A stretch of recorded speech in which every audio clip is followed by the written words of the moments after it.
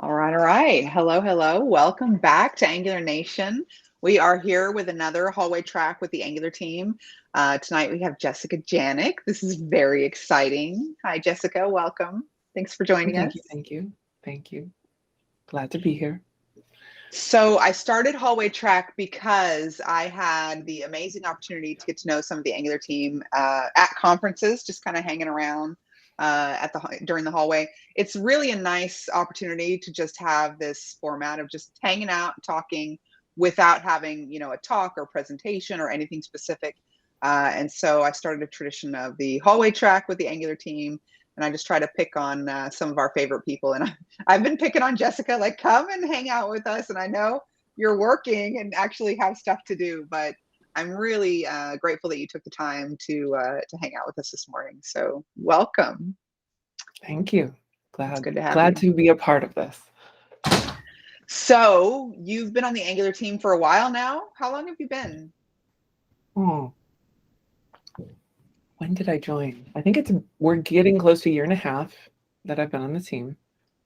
And are you feeling And settled in? it depends on what that means. I feel like it's a complicated framework, and there's a lot that is a lot of people on the team don't fully understand about it. And I think I could be on this team for like 10 years and still have a lot to learn.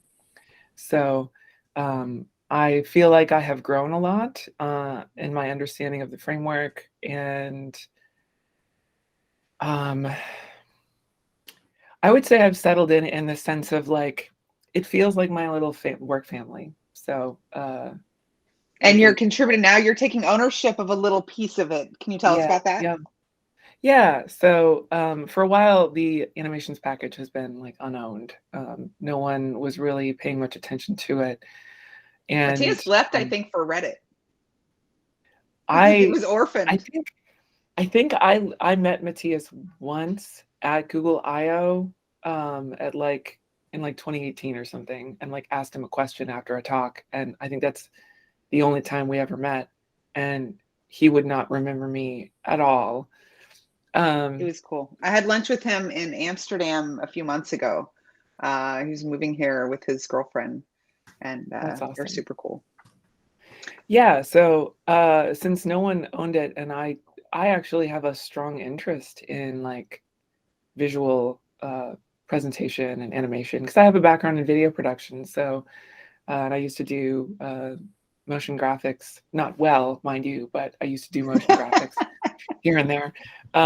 And so when it comes to the web, I was always very drawn to how I could make things more interactive and visually exciting. And I'm kind of one of those people that when I build a component and it has some kind of silly, dumb animation, I start giggling and be like, "Hey, come here, take a look at this stupid thing I made." Um, Yeah, this was so Sam's favorite thing about We Angular all team as do we first that. started getting to. Yeah, we just click it over and over. Yeah, we love it. yeah, so like I've had my eye on the animations package from the moment I joined the team, and um, there's been some discussion about whether we want to keep supporting it or whether we want to look at other ways of making animations accessible within the Angular framework. But in the meantime, of those decisions, nothing's been happening with it. So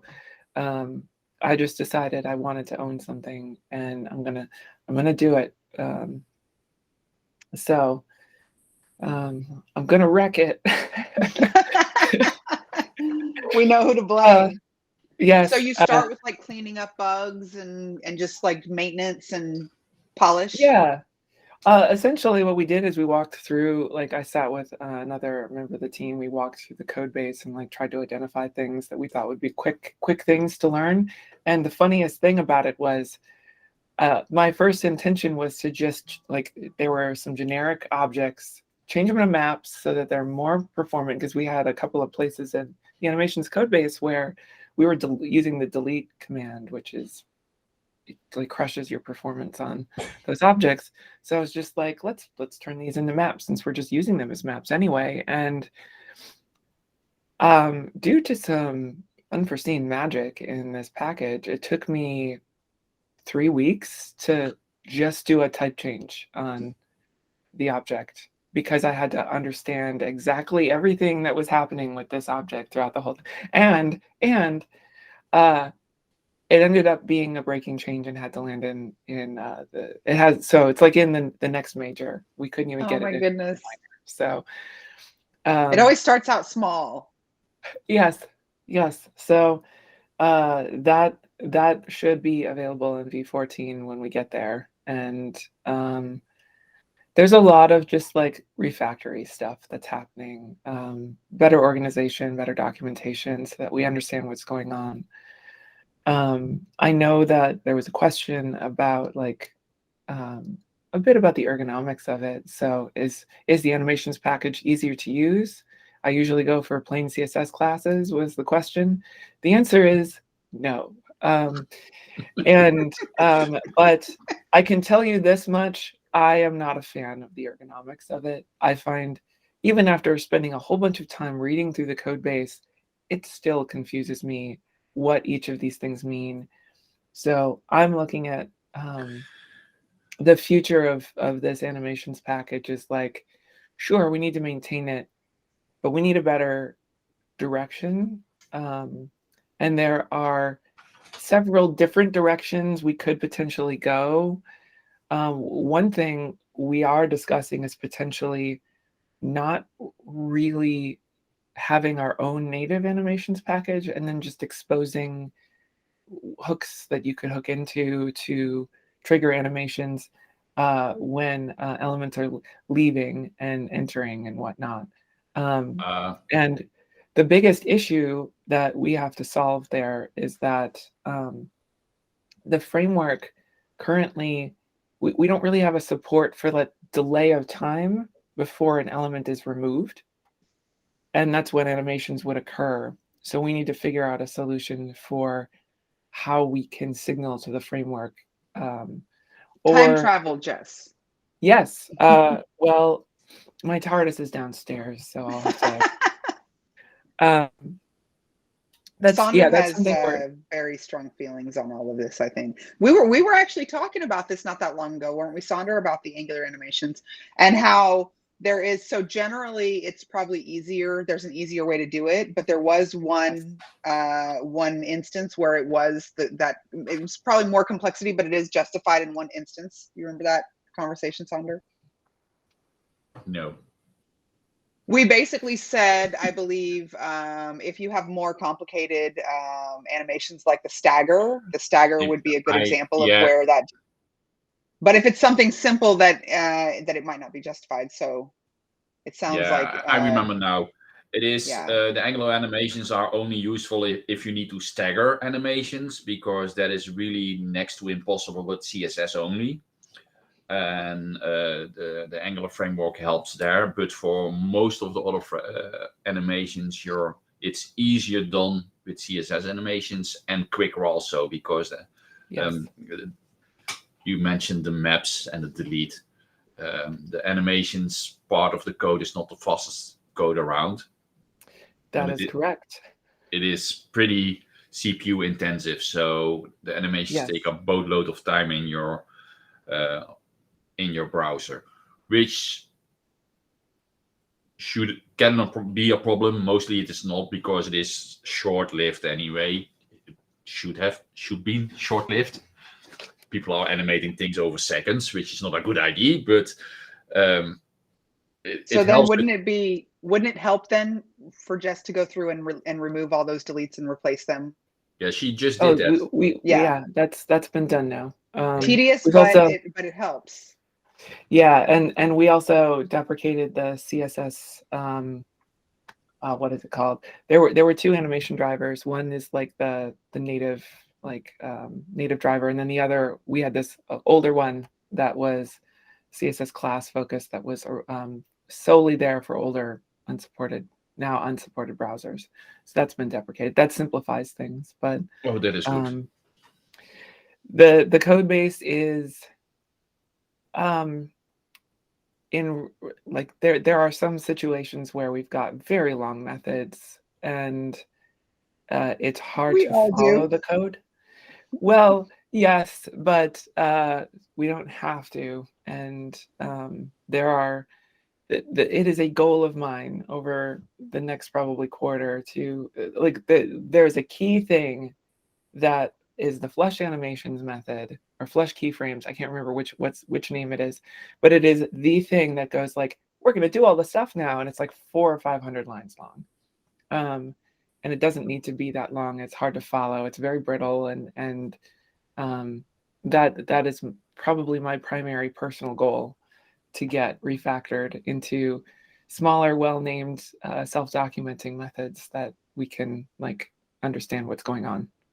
So, I mean, it is gratifying to yes, clean up code and make it all nice and beautiful. I've had some big ugly functions and cleaned them up and made them elegant. It's fun. one Could we- potential. No, go ahead. Go ahead. No, sorry. Is there any way that maybe we can integrate some kind of a CSS library instead of reinventing the wheel and just merge it into Angular so that it will be easier to use? I think that's ultimately what we would prefer to see. We would love to essentially like deprecate the animations package. It's just that presently right now, we don't have a fully integrated way of accessing certain aspects of the life cycle of a component as it's entering, leaving, to animate effectively in all cases. And that's where we would like to get to. So once that is available, that's the hope, that we can just say, hey, community, use whatever animation thing you'd like to use with Angular. Here's how you integrate with the framework. Have fun. If we don't go that route, I'm thinking it'll probably be a couple of years, but the next, I guess, best thing would be to use essentially Houdini's APIs. If you're unfamiliar with the Houdini APIs, it's a project that's been going on for years to essentially improve performance by natively exposing in JavaScript more granular access to things like units, and so it reduces type conversions between like, let's say you want to say 2 pixels, you can specify 2 and pixels separately so that the browser doesn't have to then go, I've got a string, I'm going to split this up. Now I know I have pixels. Now I'm going to convert it back to that string again later. The whole effort around this is to make CSS and JavaScript integration just better and more seamless and more advanced. So I can see a future where there are really impressive low-level animations based on those APIs, but they're not fully done. So I think if we have like an on before destroy hook, we are pretty much there for most of the animations. it's not quite, because like, yes, we want to expose that, but also there has to be something, because the framework would still like to remove the item at time of destroy, right? And the framework is still going to not know what your animation is doing, even if you have that hook. So the framework is going to be like, we've removed this element, even if you have something in a hook.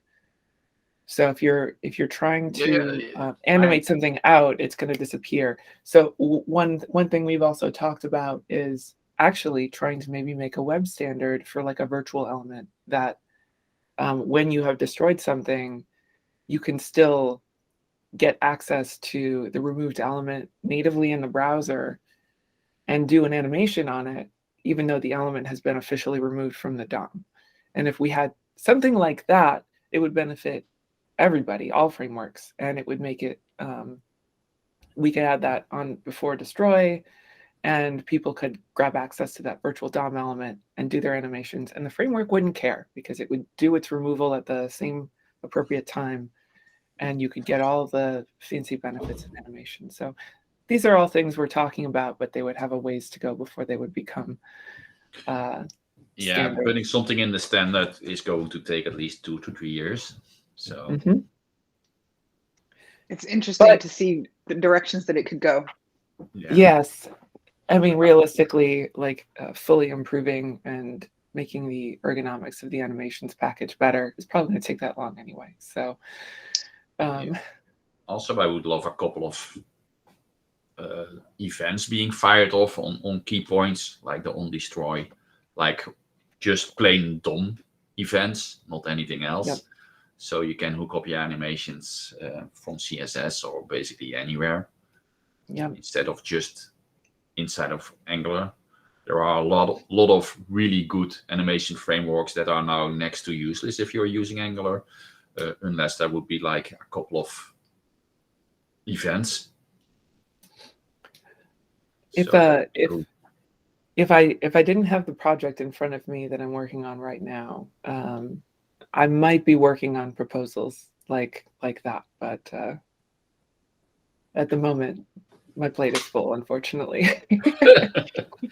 Yeah, I know the problem. But if you ever want to bounce off some of the ideas from someone, I'm available. I have some experience with this stuff, tiny bit. We all like to bounce ideas off of Sander. Hey, speaking of ideas, did you see the what was it called? The sprinkles, vanilla sprinkles, with from Mark Dalgesh, I think. Was not animations. It was just CSS and JavaScript. It was pretty cool. I think we had him here a couple months ago. I remember hearing about this, but I haven't seen it. I saw it because Igor tweeted about it and said it was cool. And I was like, well, if Igor thinks it's cool, maybe I should check it out. And we had him here. But I think it was kind of hard to see his screen in the recording. The quality wasn't good. So we're going to have him try to get him back and do another demo because it looked really cool. Yeah, Speaking of recordings, cool. There will be a video released, not officially on Angular, but if you're curious about my fencing history and whatnot, I will share that out when it releases in probably the next week. We're definitely going to have to see that. I really wanted a sword after the last time I met you. Samantha and I were discussing it. I was like, I don't know if that's legal in the Netherlands, but I totally think it's cool. It's not legal in the Netherlands. It is in certain cases. So if you're going, as I've looked into this, if you're going to a martial arts class, you're allowed to have them for that purpose, but only for that purpose. I can show you a couple of preview images that I took screenshots of the rough cut, but they will be over camera. So we've got this. That's very cool. And we've got that. I don't think there's anybody else who has a photo of themselves in front of the Googleplex with a sword. And, I'm pretty sure you're right. I'm pretty sure you might be surprised. Yeah, we'll see. So this will be available in the coming week or so. That is very cool. Well, I'm already following you on Twitter, so I will definitely see it. Okay, so speaking of, well, before we switch topics, I want to stop and see, does anyone have any questions work related? Because it's the hallway track, right? Part of this is like getting to know Jess. Well, some of us have known Jess for a while, so we need updates on some non-work related stuff. So before we switch to that, does anyone else have work related questions for Jessica? Going once? I just want to know, is there anything else besides of animations that you are working on for the public side of Angular? That's a good public question. Side of Angular. Yeah. That you're allowed to tell us. I'm trying to think here. I mean, there's stuff that's on my plate that is going to affect the public side of Angular, but I don't think I can specifically speak on it. So I want to know, are you going to make it faster? I mean, that's always the goal. Yeah, right? I know, but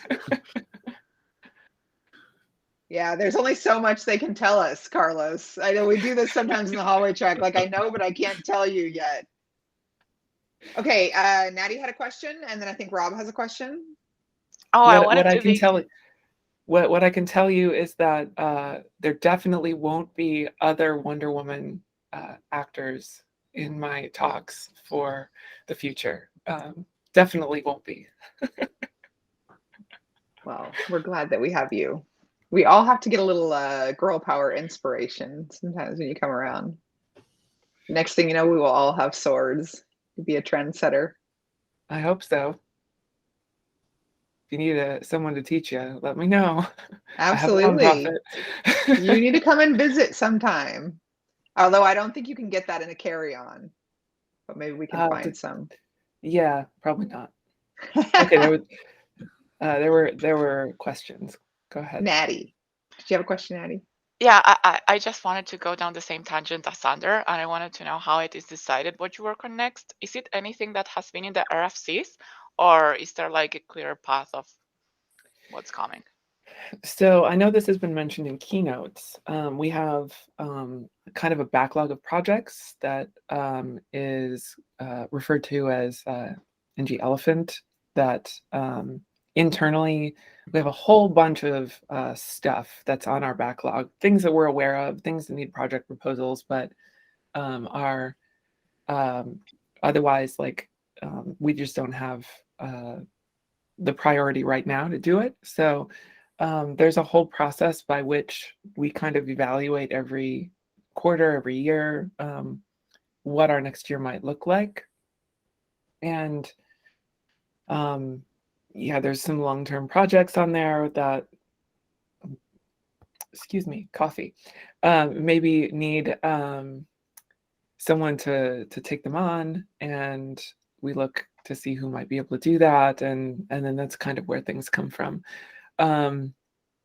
So, for example, Dylan's reactive typed forms stuff, that was been needed for a long time, asked for a long time, and quite frankly, the Ivy migration and Ivy work and getting Ivy finally landed fully and view engine removal done was kind of in the way of a lot of the big stuff that we wanted to work on. So it wasn't really until those resources were freed up that we could focus on that. So that, like, that whole, like, what do we currently have in process? What's the end of those projects? What can we look at next that's been kind of identified as high priority needs and wants? So that's essentially how the process works. Cool. So it's not like we kind of bought something enough in GitHub to make it happen right away. Okay. Well, it is certainly influenced by feature requests and interest in feature requests. It's not like we internally just like figure it out on our own. There are certainly internal like weights and measures and needs and wants, but it is strongly impacted by community. Like, we put out a feature request and upvotes on it. We go through those and go like, how important are these? Do we really, you know, when do we need to get this done? How much work would it be? And if there's a lot of people clamoring for something, it definitely impacts that priority list. So, you know, if there's something you're interested in, really want to see, like, badger us. Yeah. Interesting. Thank you. This is Natty you're talking to, Jess. Be careful what you wish for. Basically, the deal is if there is a GitHub issue that you like, just upvote it by putting your thumbs up. Those things are counted. And if they reach 30 plus, they will be seriously looked at. But there's no guarantee that we will be like, yes, we're going to do this.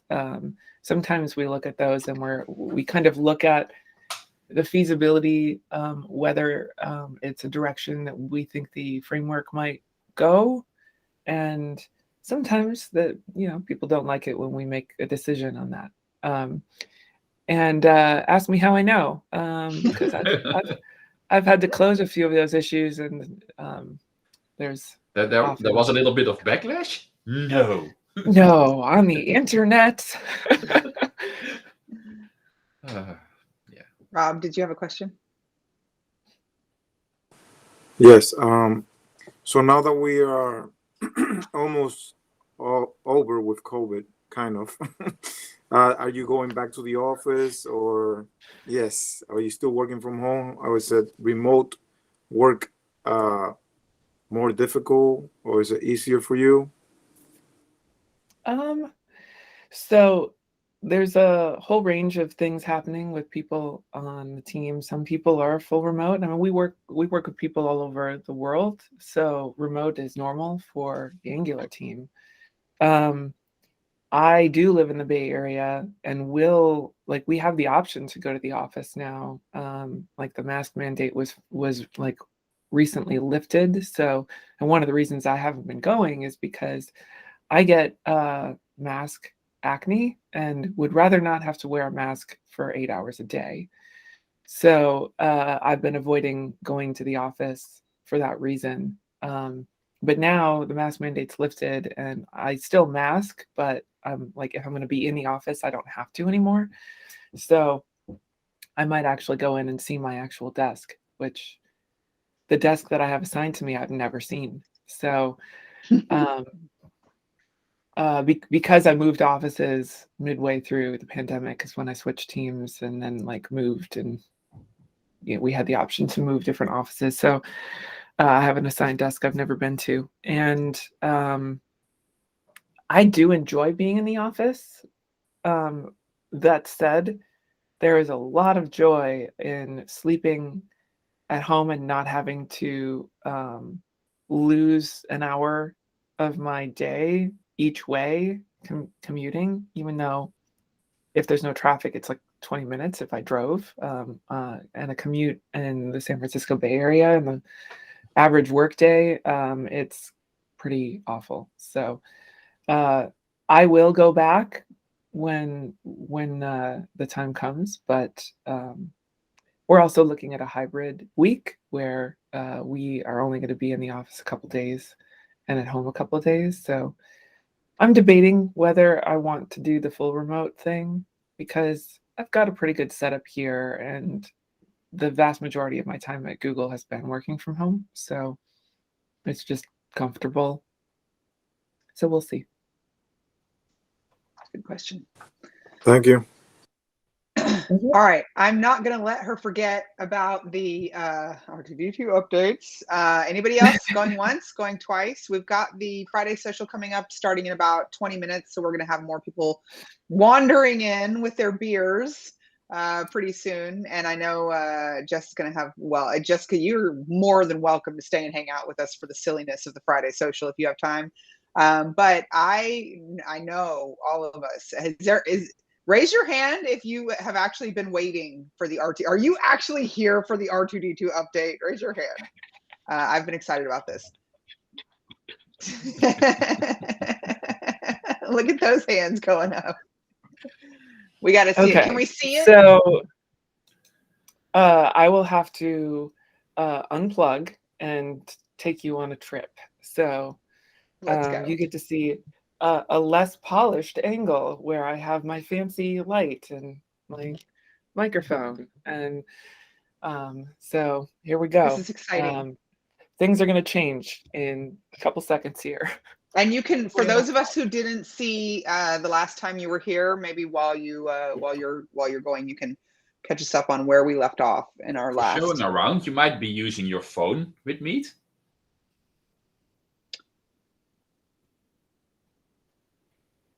That ship already sailed. She pulled out a little. Yeah. Oh, this should have been plugged in.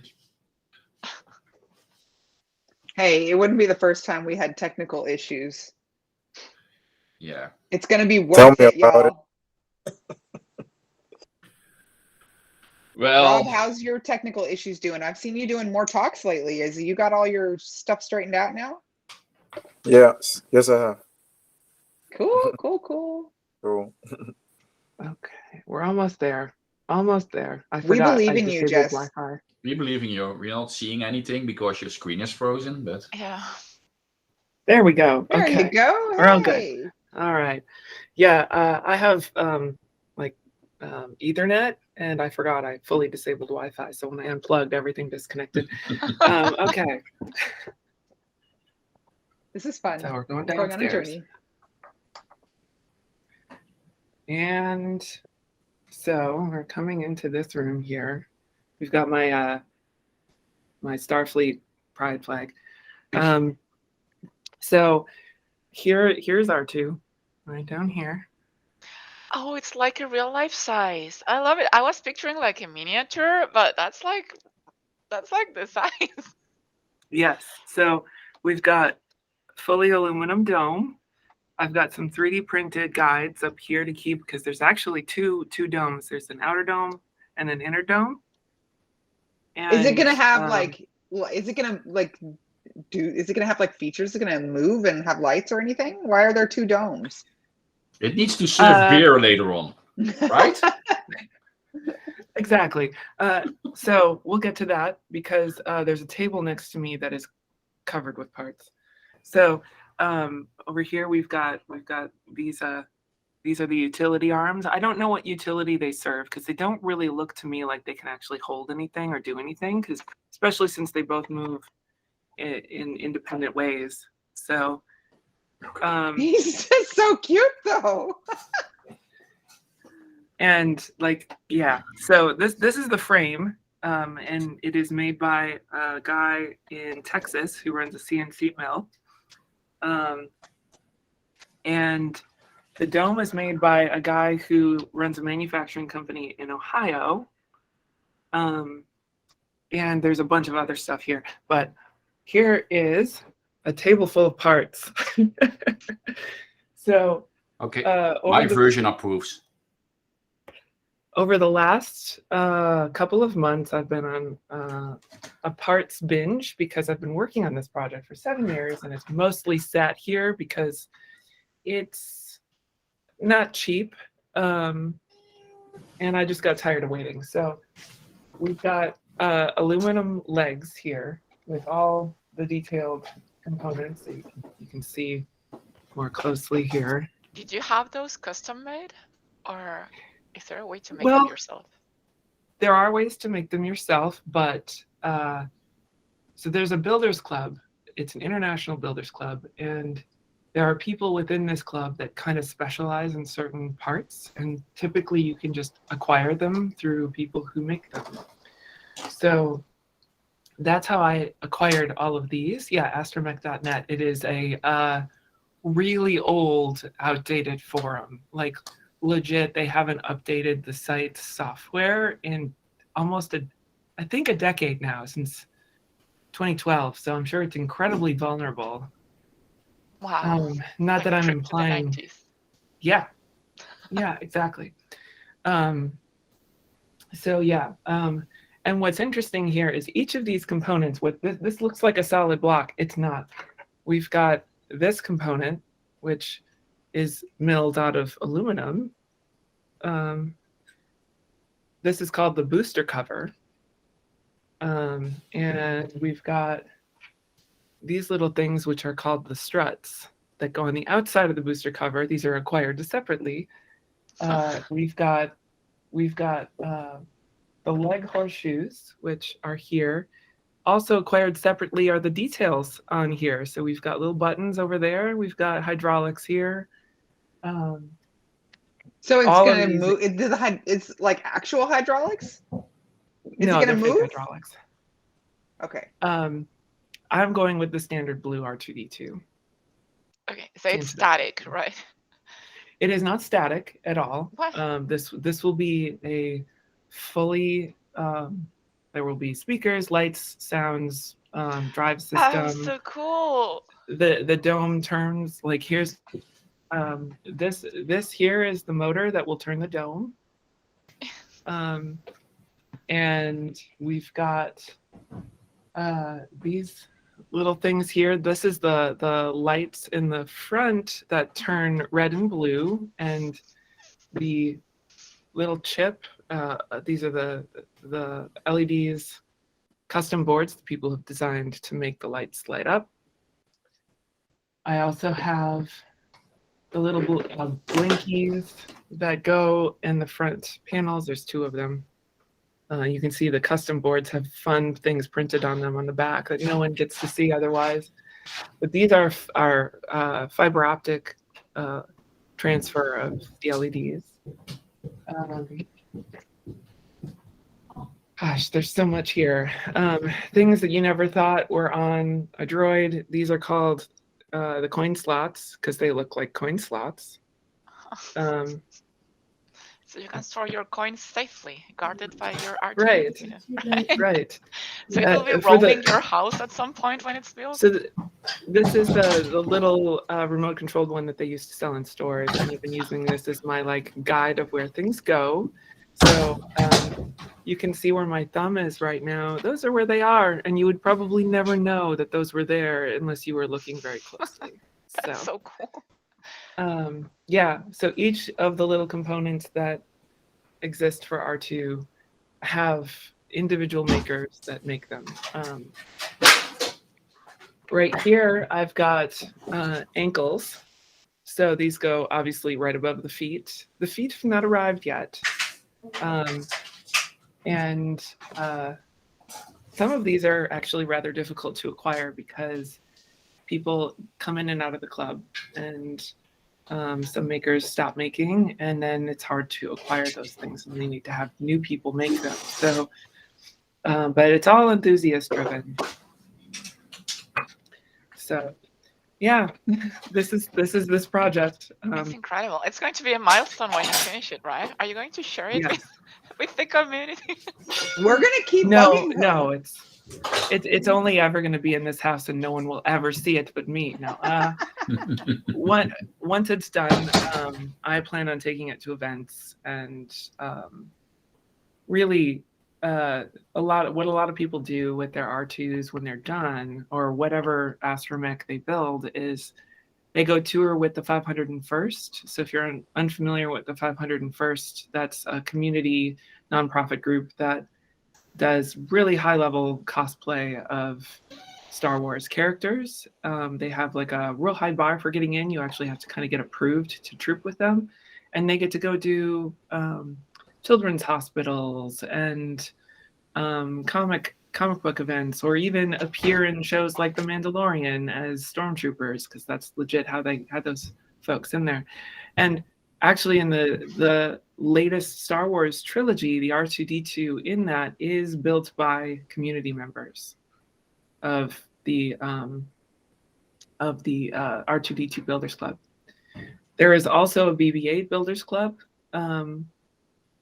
So if you want to build one of those, you can do that. But yeah, I have so many parts here that will turn into like quite a bit. I almost have every aesthetic component. There's a couple parts on the body towards the bottom. Like I can point out what I'm missing. There's these things, which there's 3 of them. It's called coin returns. And then these are called pocket vents. And I'm missing both of those. And I'm obviously waiting on these foot shells.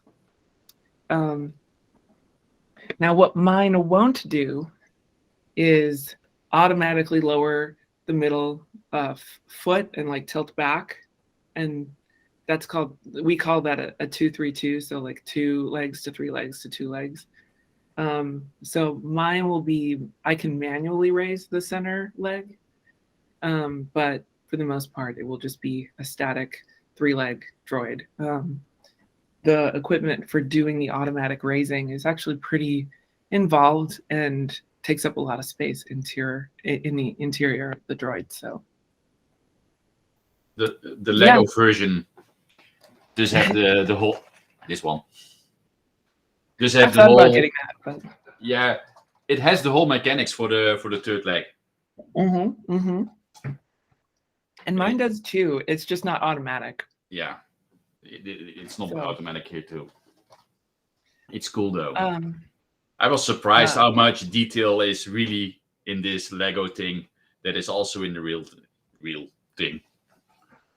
Yeah. Jessica, any chance that you're going to put together a Princess Leia costume to go with the R2-D2 once you start taking him around? Probably not a Princess Leia, but I do have like a generic Jedi that I'm working on. Like it's all cut out. I just haven't sewn it together. My official name will be Background Jedi number 2, And probably the Jedi thing is mainly because there's swords involved. So Princess Leia just didn't have a proper sword. well, she did later on when Luke started training her post Return of the Jedi, but I don't have that one, and I would have to look more detailed into that costume. Plus, I'm because you can't like switch. Leia. You can't like have the Wonder Woman sword with Fritz. That's like not allowed, right? I mean, I can do my own fan costume if I want to. Yeah. Mm. Hello, Also guys. worth noting is down over here. Hello. We have, this is the outer skin. And much like the dome, these are laser cut, and there's actually 4 of them. There's 2 for the front, 2 for the back, so that you can mount stuff to the inside and not have it exposed to the outside. You also get the 3D effect. But if you look real close, you can see like there's the panels on this that I just haven't removed yet because it's a lot of work. So what's the next step? So I now have everything that I need to assemble the legs, fully assemble the legs. So I'm probably going to do that. I have some tools that I just bought so that I can do something called countersinking of the, there's a bearing that is what makes the dome spin. And in order to properly mount it, I need to drill some holes in it so I can like screw the thing down and attach it. So I have to do that. So I'm probably going to do that this weekend. I really need to clean up the aluminum because like it's in pretty rough shape. So I need to like sand everything and like polish everything so it's all nice and shiny. Like there's this aluminum which is like nice and shiny and pristine, and then there's like the rough aluminum of this foot that is clearly like not as clean, and all of it needs to be kind of cleaned up so it's shiny. Yeah, that's my plan. I plan to keep it pristine. I like the weathering look, but like I also don't want to put that much effort into weathering it. I think it looks pretty cool either way, but I would probably keep it pristine too. That's so fun. You have to keep us posted. I certainly will. I have a Google Photos album that I keep adding photos to. So, and actually, I've been toying with the idea of starting my own little maker YouTube channel where I would post videos of actually assembling this and other things, because I have other projects in the works that I haven't really done much with yet. I've acquired a GoPro that I will use for said project, so maybe watch for that. I'll post about it. We're gonna be keeping an eye on it. I really feel like Sonder is I could see his gears turning in his head where he might be you gonna build something, Sonder? I would love to, but I first need to build my house. Yeah. And kind of maintain the whole shebang over here. Kitchen, then R2D2. Yeah, probably. I think my wife would prefer that order. Yeah. I mean, I'm just going the other way around. I figure get this project out of the way and then buy a house. Absolutely. How am I communicating with the device? So that I haven't spent a whole lot of time picking out my plan for it yet. Some people do traditional like remote control, which I will certainly not be doing because it's just not very reliable. There's a video that a lot of people have seen of an R2D2 at an event that is like, you know, just driving around and then suddenly takes a beeline and falls off the edge of the stage, and the dome goes flying off, and like my heart hurts when I see that because I know how expensive these are and how much time and effort people have put into them. And the reason for that is because they were using traditional RC and the signal got interfered with midway through their driving around. So I will certainly not be using that. But very likely I will be using some custom control kits that are made by the community, where there's some like hidden controllers that look kind of like the old like Wii, Nintendo Wii nunchucks, that you can then like hide them in your pockets and drive the droid around and no one knows you're the one controlling it, which is pretty fun. So I'm probably going to do something like that. That's going to be more Bluetooth enabled. I also have some fun ideas for things I'd like to do with depth sensing cameras, and I would also really like to build a saber launcher like in Return of the Jedi. I have ideas for that. That would be cool. You can do some vision control and have it follow you around if you're walking. That is not that hard to do anymore. Especially if you put like a beacon in your pocket. Right. It is just following the beacon, not any visual clues, but yes, except for that there is some liability involved, since this thing will be like 200 pounds when it's done. So if it's following me and then like slams into a kid or something, so I need to have good clearance for like what's around it, and so that it knows when to stop and not to fall downstairs and stuff. So